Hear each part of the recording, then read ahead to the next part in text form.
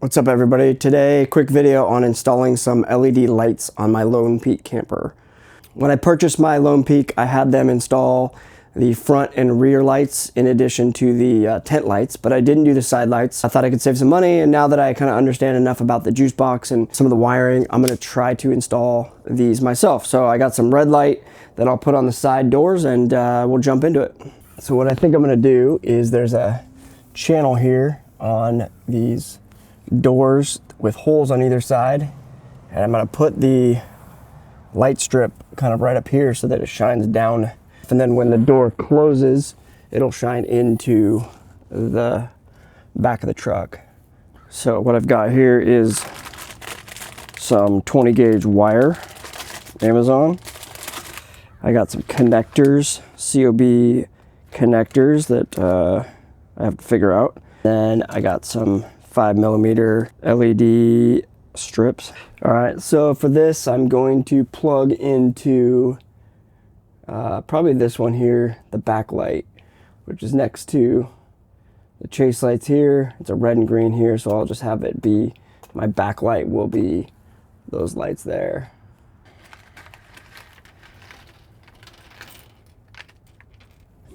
The nice thing is that on Lone Peak's website, they include a wiring guide that tells you kind of what each of these things is connected to up here. So I know that right next to the chase light is the backlight. That's the one I'm gonna plug into here. So I'm gonna turn the power off.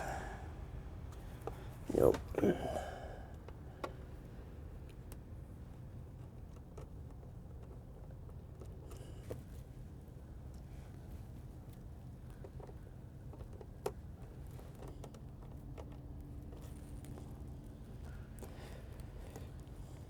Test this out.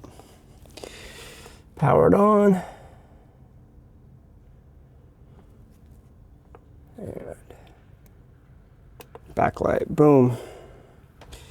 There we go. So we know that works. It is very bright, which isn't necessarily bad, but because I don't have the option to dim this, that light's gonna be very bright. So I'm wondering, I've got these little diffusers with these trays that I use for another project. Wondering if putting those in there is gonna probably be a better bet just to soften that light. I think I'm gonna try to do that. Okay, so what I think I'm gonna do is use these little trays, put the LED strip in there, and then I will then cover it with these little diffusion covers, and then I will use some double-sided mounting tape to affix that to the door in the tray. They're not very heavy, so they shouldn't be way too much, but that'll just be the strip on either side of the doors, the size that I'll use. So cut this and then use these little connectors to go over. As I'm editing this, I realized that I did not do a great job while I was actually doing the install of showing kind of the intricacies of these connectors to the LED strip and to the red and black wire. Somehow I kept calling it red and green wire. I'm not sure if I was in the Christmas mode or what, but yeah, red and black wire, positive and negative. So I wanted to show close up in the studio here exactly what I was doing with these connections at each of the spots that I was connecting the LED to this red and black wire.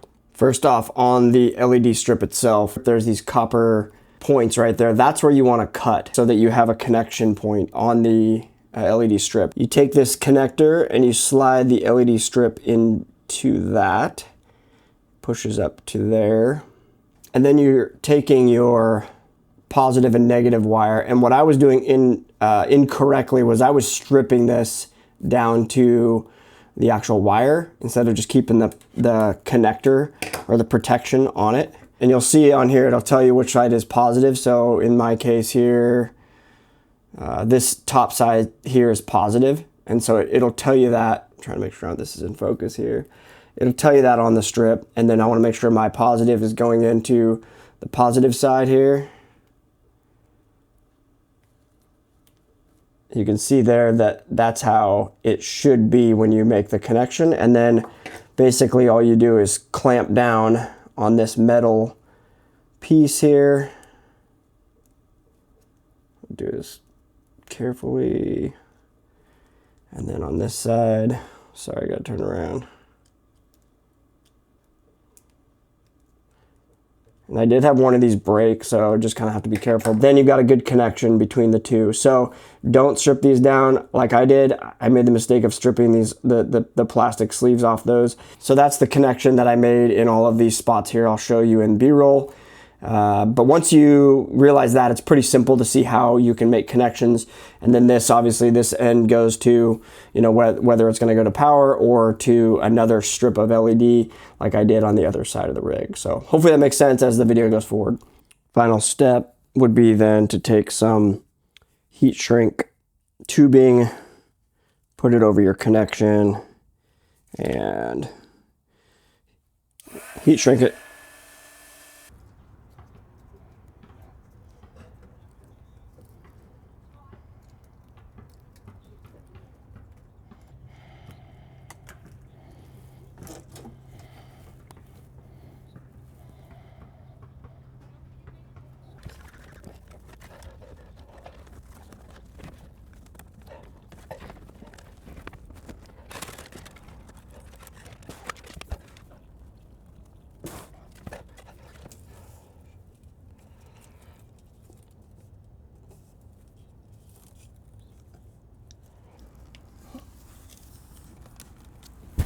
Just got that put up over here on this side. And so now, just gotta power it on.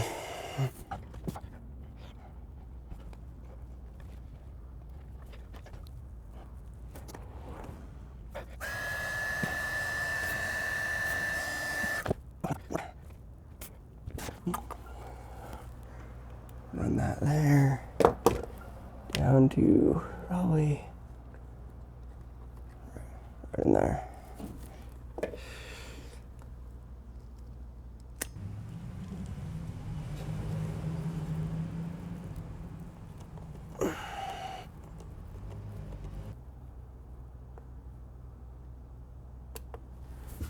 Hot dog. Look at that. That is perfect.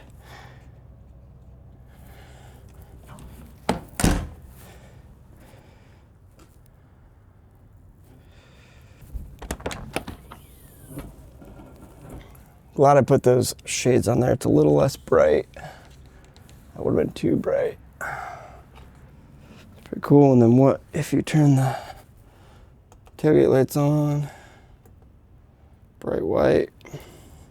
I use these little half-round plastic pieces that I got on Amazon to hide the wire kind of across the bulkhead of the rig, and that makes it so that I can kind of guide the wires as I wanted, and you don't really see those too much. Also, one little bonus, after my first trip out, I realized how bright these lights on the actual display are when you're sleeping up top, and so I've seen some things to mitigate that, but what I'm gonna try is just using this little piece of carpet. I put some Velcro strips here and there, and I'm gonna just try to mount that up there, and then hopefully at night that'll mitigate the amount of light that's shining up into the tent while I'm sleeping. It's up there very lightly, so it's just enough to hopefully block the light.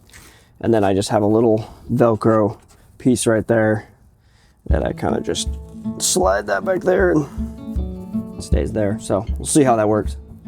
Overall, not a really difficult install. Did take me a bit to kind of figure it out. Once I figured out this connection, it was pretty easy. And I actually went back and fixed all my connections. If you saw my last video, I had my buddy Jesse, I was trying to show off my lights to him. I was like, oh yeah, push that button. And I told him the wrong button to push, and he was pushing it and it wasn't working. And then I blanked out and didn't realize that it was actually the other button. I think I put it on backlight instead of side light or something like that. But anyway, I thought that a connection had gone wrong on our trip up or something like that. But I got back to the house the next day and realized, nope, just needed to select the right button there. So that's always a critical part of this. So hopefully this helped. I'm super stoked with how quick and easy it was. It kind of gives me ideas now to like be able to maybe add some more lights lights here, or gives me the confidence to be able to add more lights here or there as I use it. But hopefully this was helpful, and I'll see you in the next one.